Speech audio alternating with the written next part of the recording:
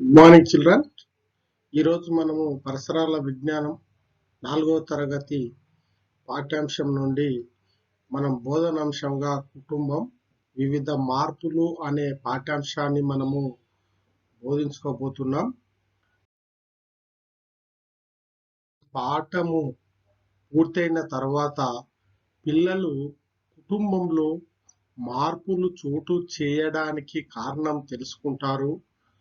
మన పనుల్ని మనమే చేసుకోవాలనే మంచి అలవాట్లను పెంపొందించుకోవడానికి ప్రయత్నిస్తారు.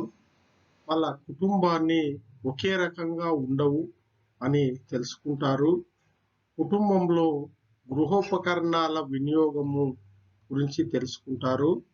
తర్వాత కుటుంబ సభ్యుల పట్ల ప్రేమ, సహకార భావం ఒక ప్రాముఖ్యత తెలుసుకుంటారు.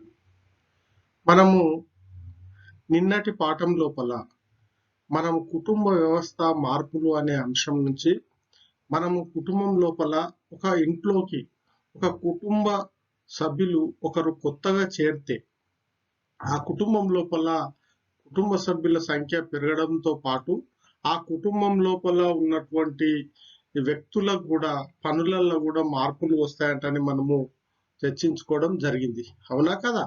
ఇక్కడ చూడండి పిల్లలు, ఇక్కడ ఈ యొక్క చిత్రాన్ని చూస్తే ఎవరుంటారు ఇక్కడ అంటే వందన వాళ్ళ కుటుంబము హాస్పిటల్లో కొత్త పాప వాళ్ళ ఇంట్లోకి రావడం వల్ల వాళ్ళందరూ కూడా హాస్పిటల్కి వెళ్ళడం జరిగింది. అవునా కదా? మరి ఇక్కడ వీళ్ళెవరు? రాణి వాళ్ళ అన్నయ్య శ్రీనివాసు కూడా పెళ్లి అవ్వడం వల్ల వాళ్ళ ఇంట్లో కూడా ఒక కొత్త సభ్యురాలు చేరిందట అని మనం నిన్న నేర్చుకున్నాము. అవునా? మరి ఇవే కాకుండా మన యొక్క కుటుంబం లోపల మరణించినప్పుడు కూడా కుటుంబం లోపల మార్పులు వస్తాయట అని చెప్పుకున్నాం.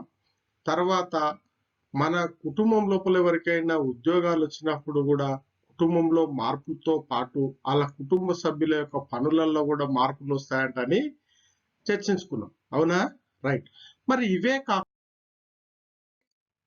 విషయాలపైన అంటే ఏ సందర్భం లోపల మన కుటుంబం లోపల మార్పులు వస్తాయి చూడండి, తెలుసా మీకు? రైట్.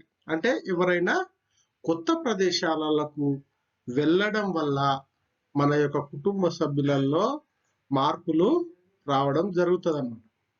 ఇక్కడ చూడండి, ఈయనెవరు గుర్తుపట్టిరా? ఆదిత్య.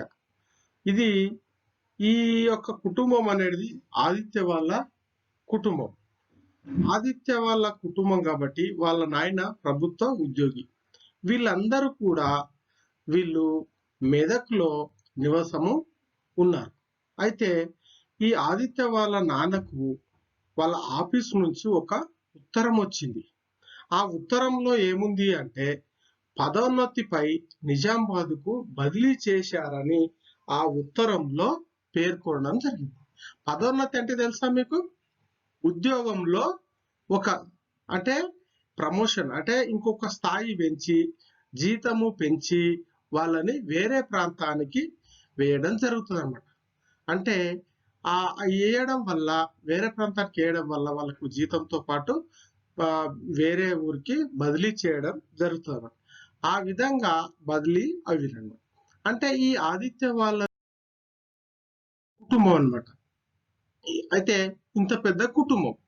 అయితే వాళ్ళ ఆదిత్య వాళ్ళ కుటుంబానికి వాళ్ళ నాన్నకు ప్రమోషన్ రావడం వల్ల పదోన్నతి రావడం వల్ల వాళ్ళు వేరే ప్రాంతానికి వెళ్ళాలని నిశ్చయించుకున్నారు. ఆ విషయము వాళ్ళ ఇంటికి వచ్చి చెప్పుదామని అనుకున్నాడు అనమాట. అయితే వాళ్ళ కుటుంబంలో ఎంతమంది తెలుసా? వాళ్ళ తాతయ్య, నానమ్మ, చూడండి, చెల్లి, చిన్నమ్మ, చిన్న నాన్న, వాళ్ళ ఆదిత్య వాళ్ళ నాయన, వాళ్ళ అమ్మ, వాళ్ళ పిల్లలు. ఇంత పెద్ద కుటుంబము ఉన్నదన్నమాట. వీళ్ళది ఉమ్మడి కుటుంబము అని అంటారన్నమాట. దీన్నే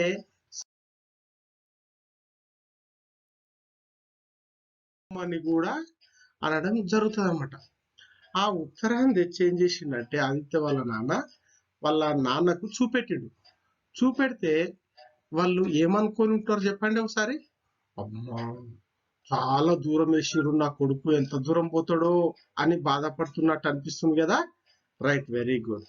అంటే వాళ్ళు దూరం ఉన్నది కాబట్టి వాళ్ళ నాన్న, వాళ్ళ చెల్లెలు, వాళ్ళ అమ్మ కలిసి ఇంట్లో సామాన్ తీసుకొని ఆ నిజామాబాద్కు బయలుదేరి వెళ్ళిపోయారు అనమాట. అప్పుడు ఆదిత్య వాళ్ళ కుటుంబం లోపల ఉమ్మడి కుటుంబం కదా, నలుగురు సభ్యులు పోవడం వల్ల వాళ్ళ కుటుంబంలో సంఖ్య ఏమైంది, ఇప్పుడు తగ్గింది. అవునా కాదా? రైట్. అంటే ఆ కుటుంబం లోపల సంఖ్య తగ్గడం వల్ల ఆ కుటుంబంలో ఉన్నటువంటి వ్యక్తులలో, పనులలో కూడా మార్పు వస్తుందన్నమాట. అంటే వీళ్ళందరూ, అంటే ఆదిత్య వాళ్ళ అమ్మ చెల్లె చేసేటువంటి పనులు మొత్తం కూడా ఈ మిగతా కుటుంబ సభ్యులు షేర్ చేసుకొని చేయాల్సి వస్తుంది అనమాట. ఇప్పుడు ఆదిత్య కొత్త ప్రాంతానికి పోయిరు కదా, మరి అక్కడ వాళ్ళకు ఏం మార్పులు రావచ్చు? అప్పుడు ఆదిత్య వాళ్ళు నిజామాబాద్కు బదిలీపోయి వెళ్ళారు కాబట్టి అక్కడ ఏం చేయాలి, వాళ్ళు కొత్త రెంట్ రూమ్ తీసుకోవాలి, స్కూల్ చూడాలి, స్కూల్ ఏడుందో, వాళ్ళ నాన్న ఆఫీస్ ఎక్కడుందో చూసుకోవాలి, మళ్ళా ప్లే గ్రౌండ్ ఎక్కడుందో చూసుకోవాలి, చుట్టుపక్కల వాళ్ళు ఎవరెవరు ఉన్నారు, వాళ్ళ స్నేహితులు ఎవరు, మంచి వాళ్ళ చెడ్డ వాళ్ళ అనేది మొత్తం కూడా అందరినీ వెతుక్కోవాల్సి వస్తుంది అన్నమాట ఆదిత్యకు. దాంతో పాటు పాలు ఏడ దొరుకుతాయి, కిరాణా సామాను ఏడ ఉంటది, మనకు నిత్యావసర వస్తువులు ఏవేవి ఎక్కడెక్కడ దొరుకుతాయి అన్ని కూడా సెర్చ్ చేసుకొని వాళ్ళు చూసుకొని ఉండాల్సి వస్తాయి. అంటే ఇన్ని రకాలుగా పనులు వాళ్ళకు కొత్తగా ఏర్పడతాయి అన్నమాట. అవునా కాదా? అంటే కొత్త ప్రదేశం కదా, వాళ్ళకు కొత్త ప్రదేశం కాబట్టి అందరూ కూడా అక్కడ ఉన్నటువంటి జనాలు మొత్తం కూడా వాళ్ళకు కొత్తగా, వాళ్ళతో పరిచయాలు చేసుకోవడము, ఎవరు మంచోళ్ళు ఎవరు చెడ్డోళ్ళు అన్ని కూడా తెలుసుకోవాల్సిన అవసరము ఉంటదన్నమాట. అవునా కదా? అయితే ఇక్కడ చూడండి, అయితే అదే విధంగా ఆదిత్య ఫ్రెండ్ ఉంటాడు. ఫ్రెండ్ పేరు ఏం పేరు తెలుసా? రమేష్. ఆ రమేష్ వాళ్ళ నాన్న కూడా పదోన్నతి వచ్చిందనమాట. పదోన్నతి వచ్చి ఆయనను కూడా బదిలీ పైన దూర ప్రాంతాలకు వేసారు. ఆ రమేష్ వాళ్ళ కుటుంబం కూడా పెద్ద కుటుంబమే.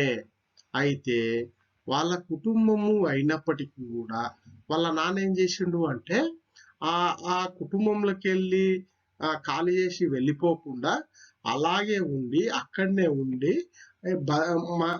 ఆ ప్రాంతానికి, అంటే ఏ ప్రదేశానికి ఆయన బదిలీ చేశారో అక్కడి నుంచి ఇక్కడ అప్ అండ్ డౌన్ చేసిండు అనమాట. అంటే వచ్చి పోవడం అనమాట. అవునా కదా? అంటే ఈ కుటుంబం లోపల కుటుంబ సభ్యులు తగ్గినరా? తగ్గలేరు. అవునా కదా? అంటే కుటుంబ సభ్యులలో పదోన్నతి వచ్చినా ఆ కుటుంబంలోకి వెళ్ళి వాళ్ళు వేరే ప్రాంతానికి పోయినప్పుడు, షిఫ్ట్ చేసినప్పుడే కుటుంబ సభ్యుల సంఖ్య తగ్గుతుంది, వాళ్ళ పనులలో కూడా మార్పులు వస్తాయి. ఇక్కడ ఆ రమేష్ వాళ్ళ నాన్న పదోన్నతి వచ్చినా అక్కడ షిఫ్ట్ కాలేడు అనమాట. కాబట్టి వాళ్ళ కుటుంబ సభ్యులలో మార్పు రాలేదు, కానీ వాళ్ళ పనులలో కొన్ని మార్పులు వస్తాయి. ఎందుకంటే పదోన్నతి వల్ల పొద్దుగాల లేచి దూర ప్రాంతానికి వెళ్ళాలి కాబట్టి వాళ్ళ నాన్న తొందరగా వెళ్ళాలి, వాళ్ళ అమ్మ కూడా తొందరగా వంట చేసి వాళ్ళ నాన్నకు టిఫిన్ కట్టాల్సి వస్తుంది అనమాట. అప్పుడు ఉదయం పూట లేచి వాళ్ళ నాన్న, రమేష్ వాళ్ళ నాన్న ఏం పనులు చేస్తున్నానో అవన్నీ కూడా ఆ రమేష్ చూసుకోవాలన్నమాట. ఎందుకంటే ఉదయం లేవగానే పాలు తేవడము, చెట్లకు నీళ్లు పోయడము, అవన్నీ కూడా వాళ్ళ అమ్మకు సహాయం చేయడం అన్ని కూడా రమేష్ చూసుకుంటున్నాడు అనమాట. మరి రమేష్ వాళ్ళ నాన్న డ్యూటీకి పోయి ఉద్యోగం చేసి రావడం జరుగుతుంది అన్నమాట. వీళ్ళ కుటుంబ సభ్యులలో, రమేష్ వాళ్ళ కుటుంబ సభ్యులలో ఎలాంటి మార్పు? అవునా? Right, very good. అయితే చూడండి ఇక్కడ, అంటే ఆదిత్య వాళ్ళ కుటుంబము, రమేష్ వాళ్ళ కుటుంబం కొద్దిగానే తేడా ఉంటుంది. అంటే పదోన్నతి వచ్చినా కూడా పదోన్నతికి ముందేమో ఉమ్మడి కుటుంబంగా ఉండేవారు. రమేష్ వాళ్ళ కుటుంబం కూడా ఉమ్మడి కుటుంబంగానే ఉండేది. అంటే ఉమ్మడి కుటుంబం అంటే పెద్ద కుటుంబం అనమాట. అంటే ఎక్కువ మంది ఉన్న వాళ్ళని పెద్ద కుటుంబము అని అంటాం అనమాట. ఇక్కడ చూడండి, పదోన్నతి తర్వాత కుటుంబం ఎక్కడ ఉన్నది ఆదిత్య వాళ్ళది? అందరూ కుటుంబం పదోన్నతి తర్వాత వాళ్ళు వేరే ప్రాంతానికి వెళ్ళిరు. వాళ్ళ కుటుంబ సభ్యులలో సంఖ్య తగ్గుతుంది. ఇక్కడ రమేష్ వాళ్ళ కుటుంబం లోపల కుటుంబ సభ్యుల సంఖ్య ఎక్కడ తగ్గదు, ఎందుకంటే వాళ్ళు అలాగే ఉన్నారు అన్నట్టు. ఓకేనా, రైట్. కొత్త ప్రాంతానికి వెళ్ళినందువల్ల ఆదిత్య వాళ్ళ కుటుంబంలో ఏ మార్పులు వచ్చింటాయి? ఇంతకుముందు చెప్పాను కదా, ఒకసారి చెప్పండి. రైట్, అంటే రూమ్ చూసుకోవాలి, ఇంటి పక్క వాళ్ళని చూసుకోవాలి, స్నేహితులను వెతుక్కోవాలి, పాల ప్యాకెట్ ఏడు దొరుకుతో చూసుకోవాలి, స్కూల్ ఏడుందో చూసుకోవాలి. ఇవన్నీ కూడా ఆడుకోవడానికి ఎవరు స్నేహితులు దోస్తాన్ని కూడా చేసుకోవాల్సి ఉంటది అనమాట. ఇవన్నీ కూడా చేసుకోవాలి. అంటే రమేష్ వాళ్ళ నాన్న ఇంట్లో అంటే ఇక్కడనే ఉంటుండు కాబట్టి, వెళ్ళి వస్తుండు కాబట్టి ఎలాంటి మార్పులు రావు, కానీ కొన్ని మా పనులలో మార్పులు వస్తాయి. రమేష్ చెట్లకు నీళ్లు పోయడము, పాల ప్యాకెట్ ఉదయమే తేవడము, చిన్న చిన్న పనులలో మార్పులు వస్తాయి అన్నమాట. చూడండి, రమేష్ వాళ్ళ కుటుంబంలో ఆదిత్య చేసే పనులలో ఇంతకు ముందుకు ఇప్పటికి ఏమైనా మార్పులు వచ్చి ఉంటాయా? వచ్చినాయి, అవునా కదా? రైట్. అంటే రమేష్ పనులలో కూడా వచ్చి పదోన్నతి పైన ఉన్నటువంటి, అంటే పదోన్నతి వచ్చినప్పుడు కుటుంబంలో మార్పులు వస్తాయి, వాళ్ళ సంఖ్య తగ్గుతుంది. దాంతో పాటు ఇంకా రకరకాల కారణాల వల్ల కుటుంబ సభ్యులలో మార్పులు జరుగుతూ ఉంటాయి. నిన్న చెప్పినటువంటి పాఠం లోపల కుటుంబ సభ్యులు ఏ కారణం చేత మార్పులు వస్తున్నాయి? పెళ్లిళ్ళు జరగడం వల్ల, పిల్లలు పుట్టడం వల్ల కుటుంబ సభ్యులలో మార్పులు వస్తాయి. ఈ రోజు ఏం చెప్పుకున్నాం మనము? దాంతో పాటు మన కుటుంబంలో ఎవరైనా మరణించినప్పుడు కూడా మార్పులు వస్తాయంటే చెప్పుకున్నాం కదా, రైట్. అయితే ఇంకోటి, ఇక్కడ వరదలు రావడం వల్ల కూడా కుటుంబ సభ్యులలో మార్పులు వస్తాయి. అంటే వరదలలో ఎవరైనా కొట్టుకపోతే కుటుంబ సభ్యులు తగ్గుతారు, తెలుసు కదా, రైట్, వెరీ గుడ్. అయితే ఇంకోటి ఏంటంటే ఉద్యోగం రావడం వల్ల కూడా కొత్త ప్రాంతాలకు వెళ్తారు కదా, అప్పుడు కూడా మార్పులు వస్తాయి, తెలుసు కదా, రైట్. ఇంకోటి, మనము ఎప్పుడన్నా మన కుటుంబ సభ్యులలో దురదృష్టవశాత్తు ఎవరైనా మరణించినప్పుడు కూడా మన కుటుంబ సభ్యులలో మార్పులు రావడం జరుగుతుంది. ఎవరైనా భూకంపాలు వచ్చినప్పుడు కూడా మన కుటుంబ సభ్యుల సంఖ్య తగ్గుతుంది. మళ్ళా కుటుంబం లోపల బతుకుదెరువు కోసము ఒక ప్రాంతం నుంచి ఇంకో ప్రాంతానికి, మన ఉన్నటువంటి ప్రదేశం లోపల పని లేకపోతే వేరే ప్రాంతానికి పోతాం. అప్పుడు కూడా మన కుటుంబ సభ్యులలో మార్పులు కదా, రైట్. వాళ్ళ పనులలో కూడా మార్పులు వస్తాయి. ఇవి మనము చాలా జాగ్రత్తగా గుర్తుపెట్టుకోవాలి. ఓకేనా సార్, రైట్. నేను ఇప్పుడు చెప్పినటువంటి అంశాలు మీకు ఎంతమందికి గుర్తున్నాయో ఇంకా 2 ప్రశ్నలు వేస్తాను, అప్పుడు చెప్పాలి. ఓకేనా, రైట్. మీ కుటుంబం గతంలో ఎలా ఉండేది, ఇప్పుడు ఎలా ఉంది చెప్పండి. Right, very good. అప్పుడు అమ్మ, నాన్న, చెల్లి ఉండేవారు. ఇప్పుడు ఎంతమంది? తమ్ముడు కూడా ఉన్నాడు. Right, very good. మరి మీ కుటుంబం ఉమ్మడి కుటుంబమా లేక వెస్ట్ కుటుంబమా? అంటే ఉమ్మడి కుటుంబం అంటేనేమో పెద్ద కుటుంబం, అర్థమైందా? ఎక్కువ మంది ఉన్నటువంటి, అంటే తాత, నాన్న, అమ్మమ్మ, చిన్నమ్మ, చిన్నాన్న, పిల్లలు, పెద్ద కుటుంబము అంటాం అన్నమాట. పెద్ద కుటుంబం, ఉమ్మడి కుటుంబం అంటారు అన్నమాట. వెస్ట్ కుటుంబం అంటే చిన్న కుటుంబము అని ఉంటదన్నమాట, అవునా కదా? అయితే పెద్ద కుటుంబము ఉండడం వల్ల మనము లాభాలు కూడా ఉంటాయి. ఓకేనా, రైట్. తర్వాత కొత్త ప్రదేశాల్లో ఉద్యోగాల్లో చేరడం వల్ల కుటుంబంలో మార్పులు వస్తాయా? కొత్త ప్రదేశాలలో ఉద్యోగాల్లో చేరడం వల్ల కుటుంబంలో మార్పులు వస్తాయా? వస్తాయి, very good. Okay, very good, మంచిగా విన్నరు. అందరికి అర్థమైందా? ఈ పాఠము చెప్పింది బిజిలీ రమేష్, ప్రాథమిక పాఠశాల జీవన్గూడ, మొయినాబాద్ మండలం, రంగారెడ్డి